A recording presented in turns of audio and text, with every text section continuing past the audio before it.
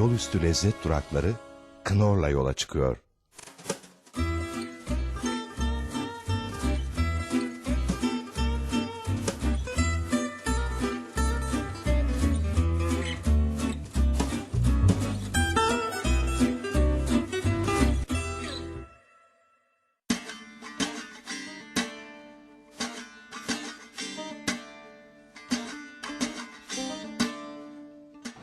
Merhaba sevgili izleyiciler.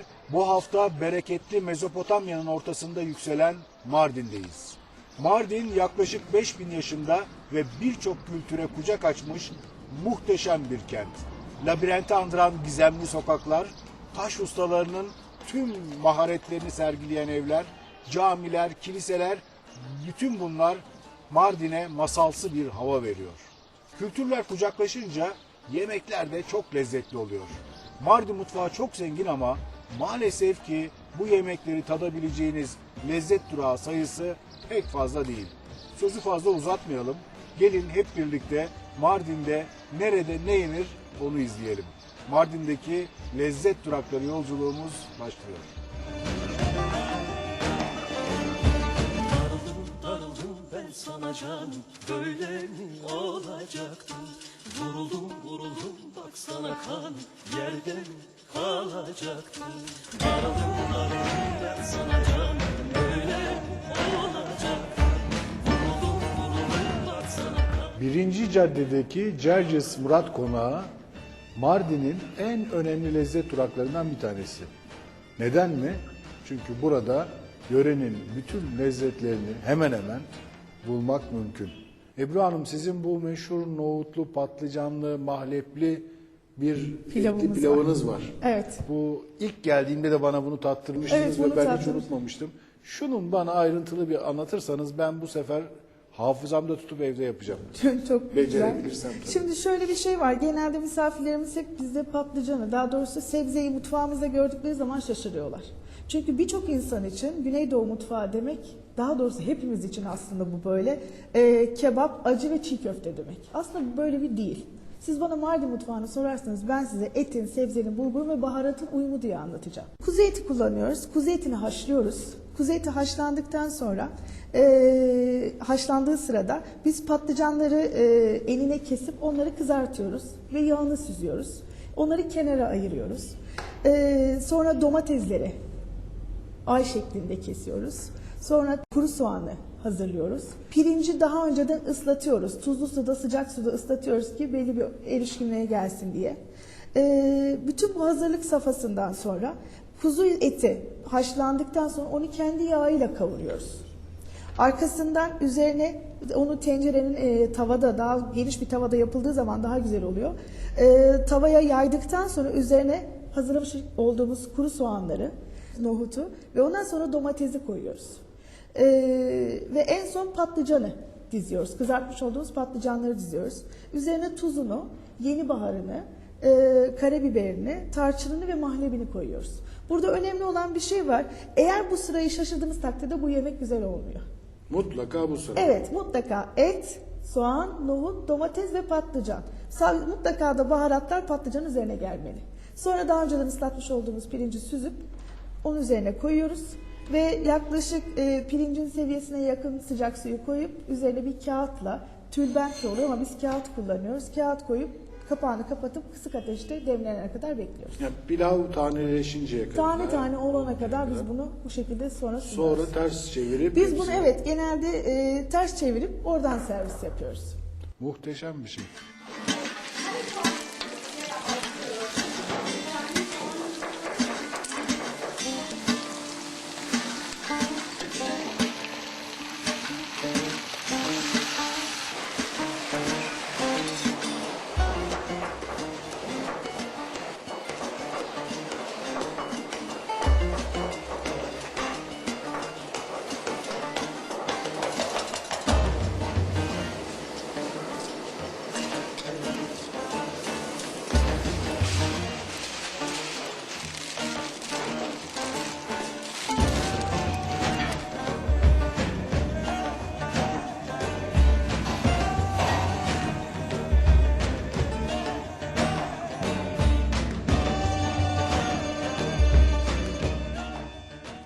Bir de sizin mevsimde yaptığınız erik yahnisi var. Şimdi erik vakti tam. Erik zamanı. Bu ana yemek değil bildiğim kadarıyla, değil mi? Şimdi Mardin mutfağında, Mardin biliyorsunuz evlerimizi gördünüz. Hepsi bir yaşam kültürünün hepsi izleri, çok özel şeyler var. Mutfak kültürü de çok ağır bir mutfak kültürü aslında. Zor bir mutfak, önceden hazırlık gerektiren bir mutfak. Maalesef ki bu kadar et ve hazırlığa rağmen erik yahnisi dediğimiz aslında ismi alluciye. Mardin mutfağında sıcak salata olarak yeniyor. Öyle mi? Yemeğin arasında ana yemekten önce veriliyor. Bu da ana yemek gibi maşallah. Ana yemek gibi, o yüzden ama yine de ana yemek gibi ve mutlaka sade pilavla birlikte servis yapılıyor. Nasıl, onu bir kısaca anlatırsın? Bunun özü yeşil soğan, maydanoz, kabak ve erik. Başka hiçbir, bir de et. Eti haşlıyoruz, tekrar kavuruyoruz. Kavurduktan sonra bu sefer yeşil soğanları, doğradığımız yeşil soğanlarla iyice kavuruyoruz onu. Ta ki soğanların suyu çıkana kadar. Arkasından kabağını ekliyoruz ve kapatıyoruz üstünü. Bir süre sonra maydanozunu ve eriğini de ekledikten sonra limon suyu ekliyoruz çok az. Ve demlendikten sonra da onu pirinç pilavıyla servis yapıyoruz. Pirinç pilavıyla mutlaka. Mutlaka. Peki Ebru Hanım, elinize sağlık. Teşekkür ediyorum, Çok afiyet teşekkür olsun. ediyorum bu muhteşem lezzetleri hazırladığınız için. Biz teşekkür ediyoruz. Şeref verdiniz bize, onur verdiniz.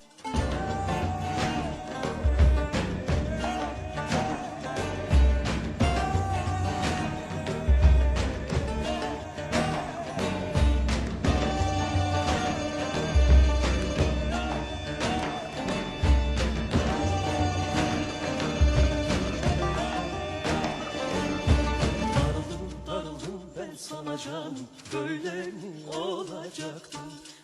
Hem erik yahnisi hem patlıcanlı pilav öylesine lezzetli ki ikisi de aklımı başımdan aldı.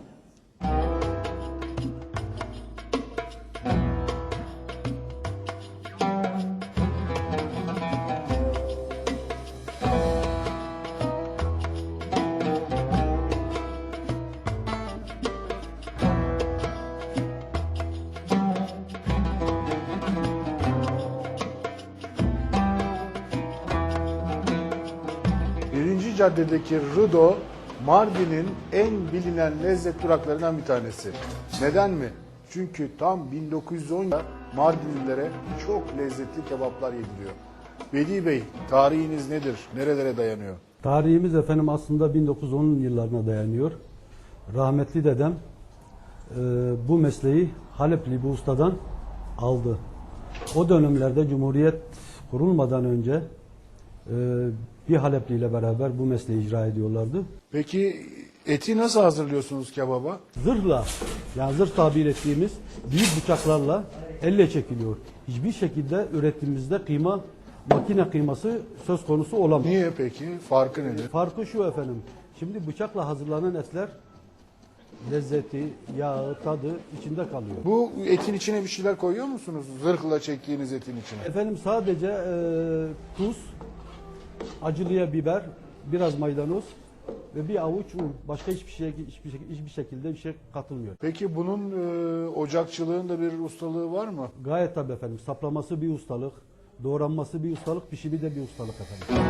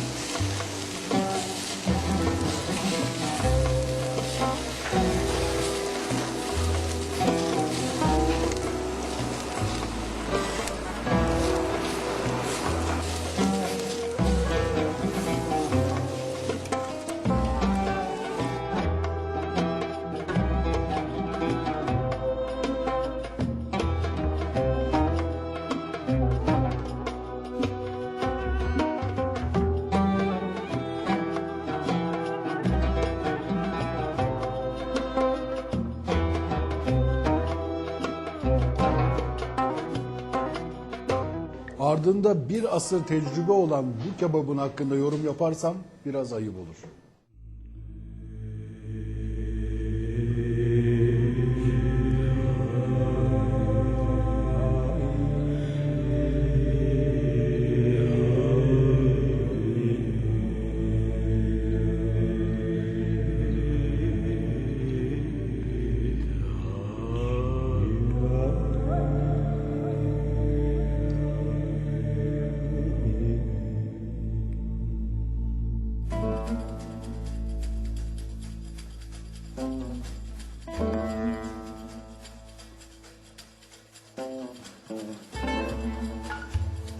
Selam.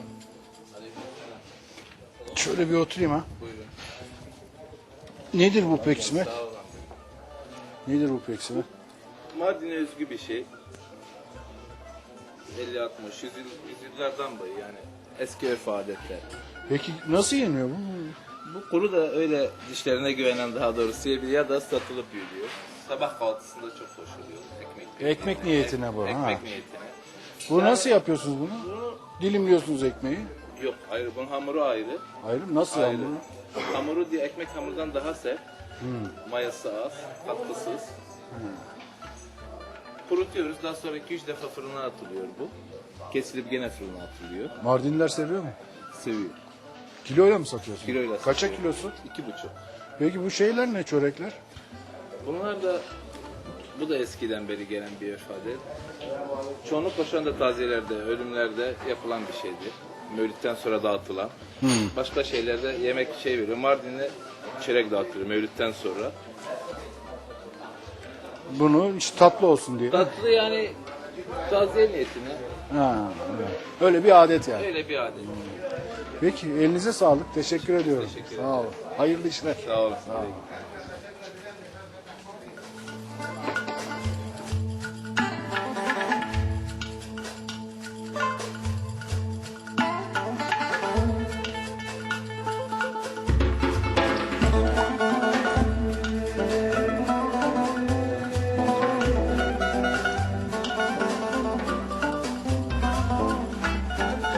Midyat'taki saray lokantası yörenin en bilinen lezzet duraklarından bir tanesi.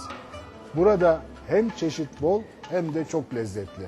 Ama buraya kadar gelmişken yörenin kapalı lahmacunu olan sembuseyi yemeden dönmek olmaz. Selahattin Usta, koy bakalım şu sembusekleri, hem kızartalım hem de bunun nasıl yapıldığını izleyicilere bir anlatalım. Sen bir yandan da anlatabilirsin. Nedir bunun içindeki malzemeler? Şimdi bunun içindeki malzemeler kuşbaşılık et. İlk önce onu doğruyoruz. Ondan sonra satırla iri iri tane tane yapıyoruz. Peki ne eti o? Dana mı, Kuzu mu? eti. Ha, Kuzu etinden yapılıyor. Sen koy bir ara. Kıymadan da yapılıyor, etten de yapılıyor. Biz bunu kuşbaşı kuzu etinden yaptık. Orta yağlı mı, yağlı mı? Normal yağ. Normal. Kendi etin kendi yağıyla. Evet, kuşbaşını doğradın, tencereye Doğradık, koydun. Tencereye koyduk. Yağ koyuyor musun? Biraz zeytinyağı koyuyoruz. Yağın etin altında tutuşmasın diye. Ondan sonra onu kavurduktan sonra soğanı atıyoruz. Yeşil biberini atıyoruz. Yeşil biberle etle beraber kavurduktan sonra Koy da yanmasın. soğanı da atıyoruz üzerine. Soğanla beraber kavuruyoruz, eti kavuruyoruz. Ondan sonra baharatını, tuzunu, Ne baharatlar biberini. var? Bunun içinde pul biber var, karabiber var, baharat çeşitleri var, kişniş var, tuzunu, muzunu. Yeni bahar da var galiba. Yeni bahar da. Biz o baharata yeni bahar diyoruz. Onu da karıştırarak hepsi iç içe karıştırdığımız zaman bunun kıvamına geldiği zaman üstüne maydanozu atıyoruz. Maydanozu da biraz kavurduktan sonra kıvamına geldikten sonra bunu Onu alıyoruz, soğutmaya alıyoruz, bırakıyoruz. soğutuyoruz. Peki gelelim hamur işine. Soğuduktan sonra hamuru yoğuruyoruz. Hamur nasıl olacak, kıvamı nasıl olacak? Hamur böyle yorulduktan sonra biraz dinlenecek, ondan sonra açılacak. İncecik açıldıktan sonra, ondan sonra işte soğuduktan sonra, içini dolduktan sonra hamurun içine, hamuru biraz bunlar dinlendiriyoruz zaten. Ondan sonra sacın üzerinde yavaş yavaş. Peki bu saç köylerde, evlerde bu saçla mı yapıyorlar? Bunlardan da var, normal saç da var. Altında ateş yanan. Ocağın gerçek üzerine koyuyor, ateş de olur. Normal ocağın üzerine de koyulur. Bu tüplüdür şu an.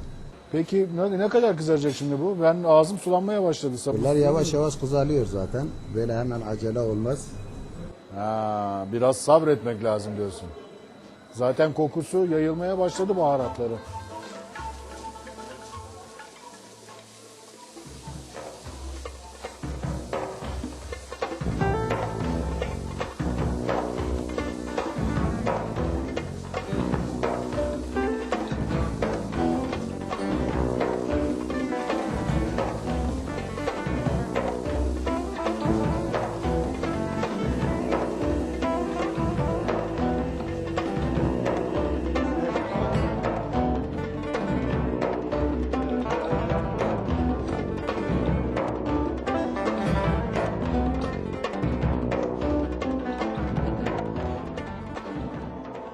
Sembusek insanı kendine esir ediyor. Hamurun içine sanki mücevher gizlenmiş.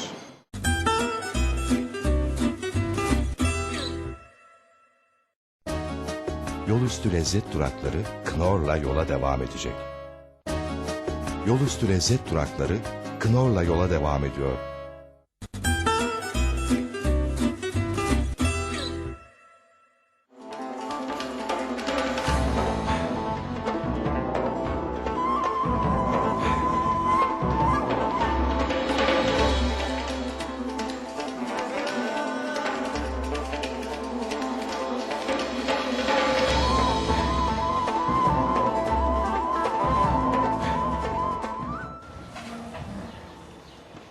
Kolay gelsin. Evet usta. Sağ olasın.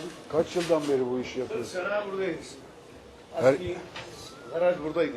Terminal buradaydı. Mardin sanayi de buradaydı. Herkes seni biliyor. Herkes tanıyor. Nerede et yiyeceğim İşime diye bakıyorum sordun işte. mu? 40 sene tabii. Bugün 40 sene çalışıyorum. İşime bakıyorum hala. Mecnun'un yerine gideceksin. Evet, Mecnun'un yeri evet burası. Mehmet. Peki nedir etinin sihiri? Şimdi dürüst çalıştık. Başka bir şey yoktu. Aynı kebap. Nasıl millet kebap yapıyor? Allah var. Kalite var. Biz de tadına bakalım şimdi. Tabii Bize de al. tabii.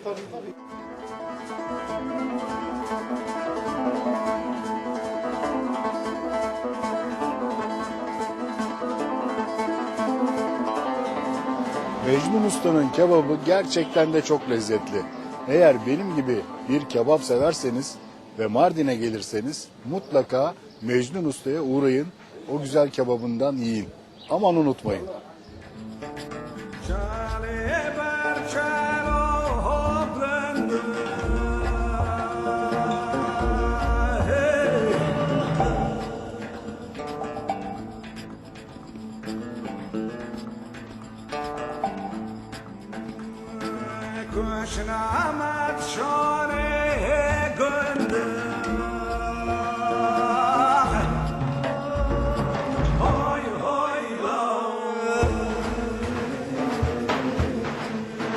Mardin'deki lezzet durakları yolculuğumuz ünlü Darüzafaran Manastırı'nın tepelerinde sona erdi. Yolculuklarınız sırasında keşfedeceğiniz lezzet duraklarını aman bize bildirmeyi unutmayınız. Bir sonraki programda görüşmek üzere, hoşçakalın. Bağladım canımı zülfün teline.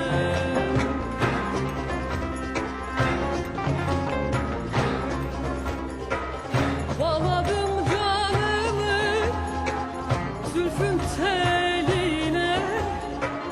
Sen beni bıraktın elin diline, elin diline.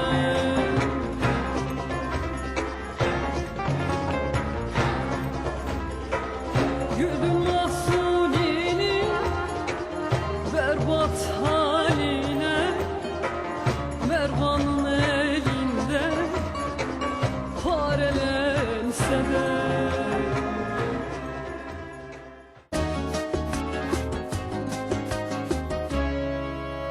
Yolüstü lezzet durakları gelecek programda da Knorr'la yola devam edecek.